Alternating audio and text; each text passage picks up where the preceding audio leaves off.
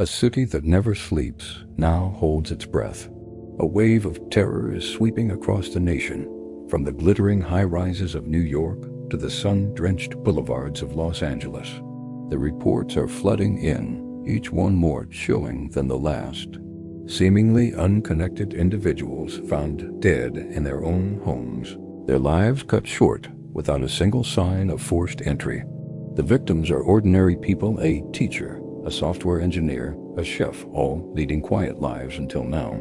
The authorities are baffled, scrambling for answers in a sea of confusion.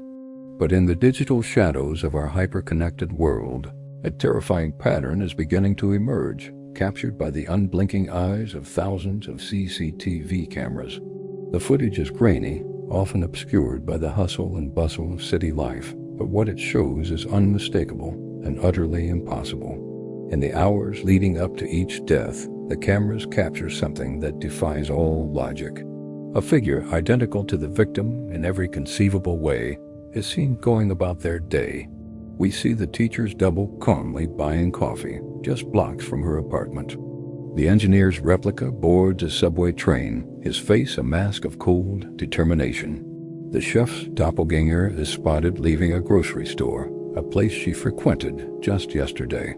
They move with a chilling purpose, their expressions blank, their eyes vacant. They are ghosts in the machine, perfect copies preparing to erase the original. The media is in a frenzy, dubbing the phantom assailants the mirror killers. The public is gripped by a primal fear. How can you protect yourself from an enemy who wears your own face? For me, this case has become an obsession. Every clue feels like a dead end, every piece of evidence a paradox. The physical forensics tell us nothing. The digital trail leads to a ghost. My office is a chaotic map of the victims' lives, their faces staring back at me from photographs, their digital footprints laid bare on my monitors. But I'm missing the why. What connects them? What is the motive behind this impossible string of murders? Desperate for a new perspective, I reach out to Dr. Iris Thorne, a leading expert in criminal psychology, a man whose work delves into the darkest corners of the human mind. His office is a sanctuary of old books and quiet intellect, a stark contrast to the digital chaos I've been living in. I lay out the case, the CCTV footage, the identical doubles, the simultaneous deaths across the country. I expect skepticism, perhaps even dismissal. Instead, Thorne listens with an unnerving calm, his eyes fixed on the screen, where a victim and their copy pass each other like ships in the night. When he finally speaks, his voice is low, measured. "Alex," he says, "you're looking for a killer who uses a gun or a knife. You're thinking in terms of physical violence. But what if the weapon isn't physical? What if it's psychological?" He turns to a dusty bookshelf and pulls down a thick, leather-bound volume. He opens it to a chapter on what he calls identity replication theory. It's a fringe concept, he explains, the idea that a person's identity, their memories, their habits, their very sense of self is not just housed in the brain. It's a complex data stream, an intricate pattern of information. In theory, if one could copy that data, they could, in essence, replicate the person. I feel a cold dread creep up my spine. This sounds like science fiction, not a police investigation.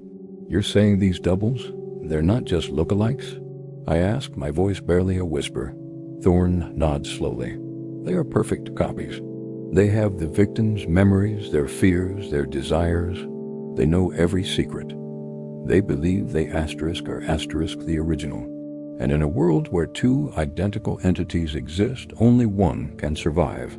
The original becomes a glitch, an anomaly that must be corrected. The theory is insane, but it's the only one that fits. It explains how the doubles can move so freely, how they know their victims' routines, how they can get so close without raising any alarm. They aren't breaking in, they're coming home. The victim opens the door to themselves, and in that moment of paralyzing confusion, the transfer is complete. The original is erased, the copy takes its place. We've been looking for murderers when we should have been looking for identity thieves on a cosmic scale. But who has this technology? And for what purpose? As I leave Thorne's office, the city outside feels different.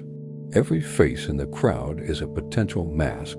Every reflection in a shop window holds a terrifying new meaning. Is the person walking next to me who they say they are? Am I?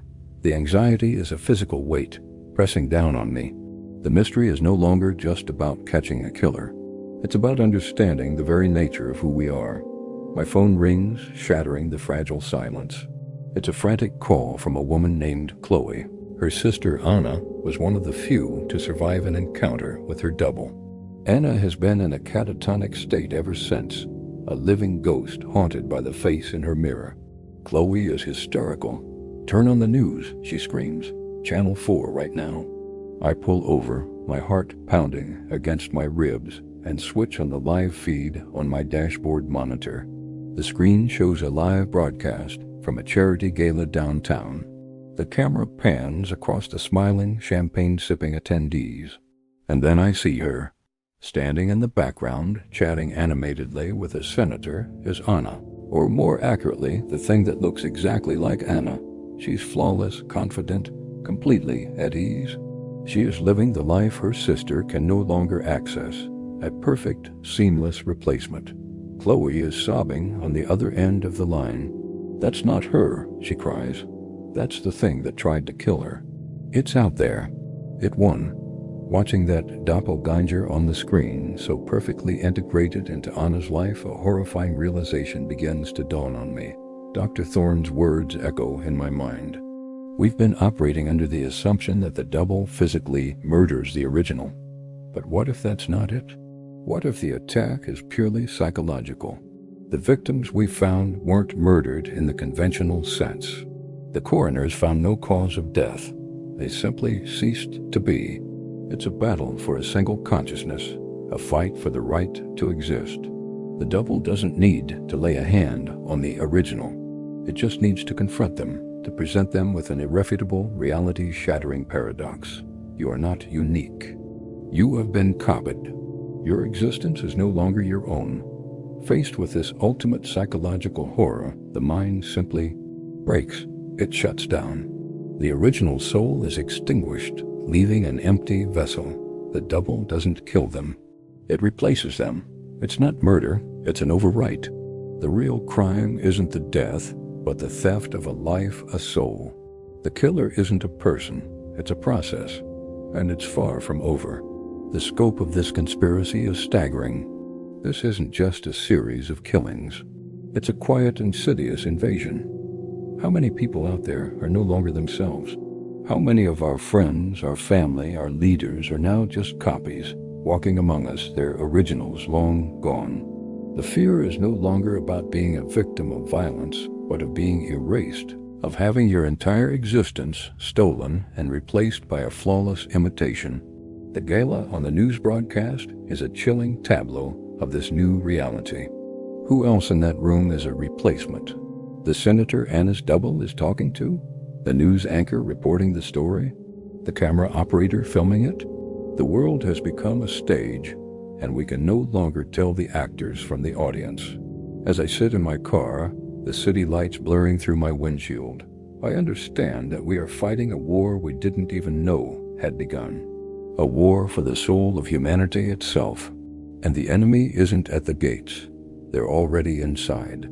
They're wearing our faces. What happens when you can no longer trust your own reflection? That's the question we're facing. The investigation has to change. The rules no longer apply. We're not just hunting a killer anymore. We're hunting a ghost in the machine, a technological plague that threatens to rewrite humanity one person at a time. The next victim could be anyone. It could be you. It could be me. The face in the mirror is no longer a friend. It's a question mark. Thank you so much for joining me on this journey into the unknown. The story is far from over. If you're as captivated and terrified as I am, make sure to hit that subscribe button and turn on notifications. You won't want to miss what happens next. Stay safe, and whatever you do, be careful who you open the door to.